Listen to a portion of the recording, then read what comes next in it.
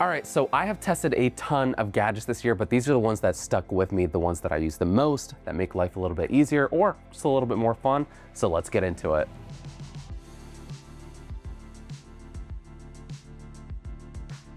So let me start things off with something that I use every day and looks completely normal at first glance. These are my glasses, the Even Realities G2. I'm still getting used to it, but there is a lot of great tech built in. I get notifications, reminders, news, and navigation literally at a glance with a heads-up display from its built-in 2 LEDs. The green retro text gives me major Fallout Pip-Boy vibes, and my favorite part is the built-in teleprompter, which I'm actually using right now for this entire video. I can read my full scripts or refer to notes while talking naturally and looking around, and maintaining eye contact, which is something that's really hard to do with a fixed teleprompter. And it even lets me go off script like I'm doing right now. It has voice recognition that keeps the script pacing and lets me improvise and picks up when I'm ready to resume. I can do a bunch of other really cool things too, like navigation with turn-by-turn directions and translation, but Conversate is another real big standout feature for me. It transcribes, summarizes, and can even fact-check my conversations in real time. And it's like having subtitles and a secretary on screen all at the same time, which is pretty cool. And in my experience so far, this is the only pair of smart glasses that I've tested that actually feel normal enough to replace my regular pair, all while offering a bunch of other really cool features that I actually want to use. And next up are my Govee smart lights. These are the easiest way to transform your living room and TV experience. I began the kit with the TV backlight, which is powering everything right now, keeping all the lights in sync with what's happening on screen. But if I'm being a little bit honest, I am addicted now, and most recently I have upgraded or expanded my kit to other lights, including the uplighter floor lamp that you see over there. At first glance, it looks like a normal floor lamp, giving me this really nice, warm, calming, downward lighting effect that allows me to keep these upward lights off because, yuck, ceiling lights. But it also can give more of a wraparound effect, especially with the uplight, the light that's facing upwards, giving us this northern lights effect here that I think is just so dang cool.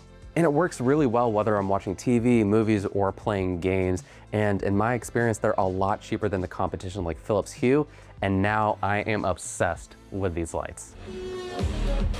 And while we're by the TV, let me tell you about another way that I've recently elevated my home theater experience. This is the Marshall Heston 60 soundbar, and it punches way above its weight class, delivering very clear cinematic audio, and it has that same classic Marshall DNA with guitar amp inspired styling with the woven texture over here and the gold trim and buttons that I really like.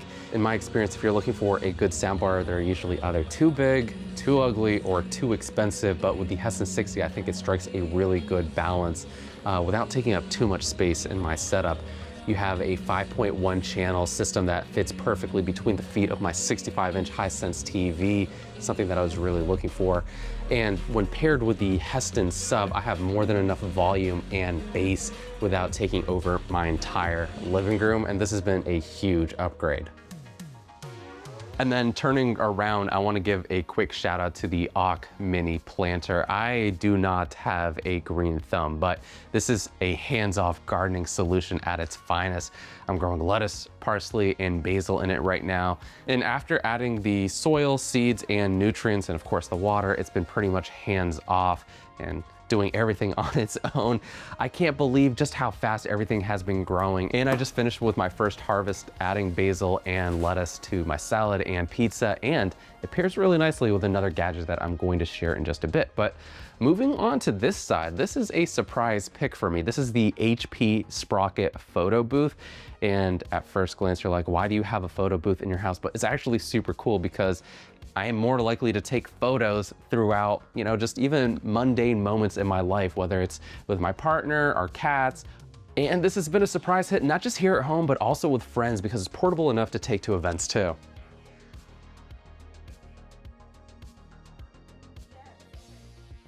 Now, I've never really been much of a cook, but the Traeger FlatRock 2-zone makes cooking hibachi, smash burgers, fajitas, all super easy and fun. And cleanup is also super simple. You've got this bucket at the bottom here. You see that?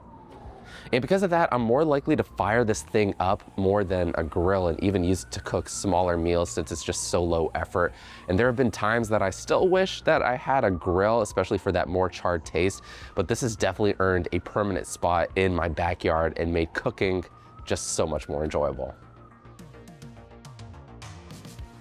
And then back inside, the Echo Show 20 is large and great for staying in charge of life. It's quickly become my favorite smart home assistant, and I basically use this as a giant whiteboard for keeping track of everything that's important to me.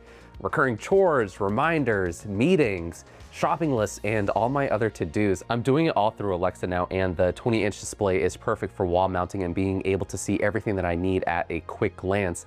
I first tested this out with its new Alexa Plus update a few months ago, and interactions now feel a lot more natural, which is another really big reason that I use it to keep my personal and my work life all organized. This is a reminder. Edit the social for the Sony A7B. And while I know a lot of people also are primarily getting this as a small Fire TV, I think this is also, and if you haven't seen the video already, one of the best digital photo frames that you can get right now. Now, if you've been watching my videos here on the channel for a while, you know that I review a ton of projectors, but the one that stuck around in my setup most is the Mogo 4 Pro by XGIMI. It's bright, has a great 360-degree sound, and some really cool lighting effects. But most importantly, this thing is super portable.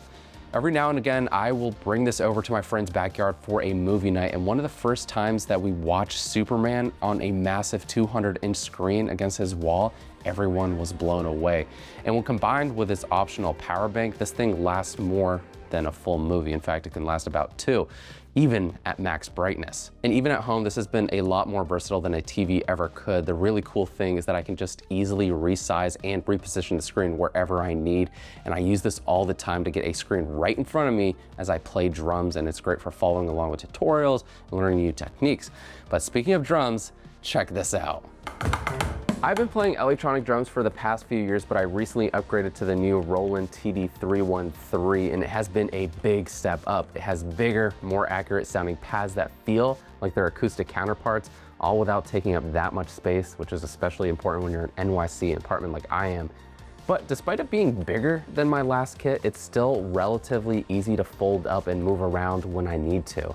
The TD313 is still an investment, but Roland's quality and performance here make it worth it to me. And one of my favorite features as a self-taught drummer is the drum module, which has built-in training. And in just a few weeks, it has helped me already improve my speed, my accuracy, and importantly, my technique. The exercises are easy to follow along with, and I feel like I'm actually getting better each time I sit down and practice. So if you're also ready to upgrade your electronic kit, I definitely recommend checking this one out. Last but not least, I am going to go completely off script and tell you why I love the DJI Mic 3 so much. These are the best wireless mics that I've used in a long time. I've actually been recording the entire video here. It's concealed under my shirt, and that's one of the big reasons I like them so much.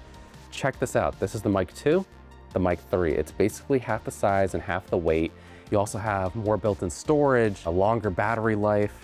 Just like the wireless Mic 2s, these still pair instantly with the DJI Osmo Pocket 3. Another feature I really love is the fact that everything now fits in this case really well, including the 3.5mm cable. You can also store your wind muffs and all the additional accessories that I would normally forget with the DJI Wireless Mic 2. With all the other features and upgrades that it offers, this is the best wireless mic system for content creators right now.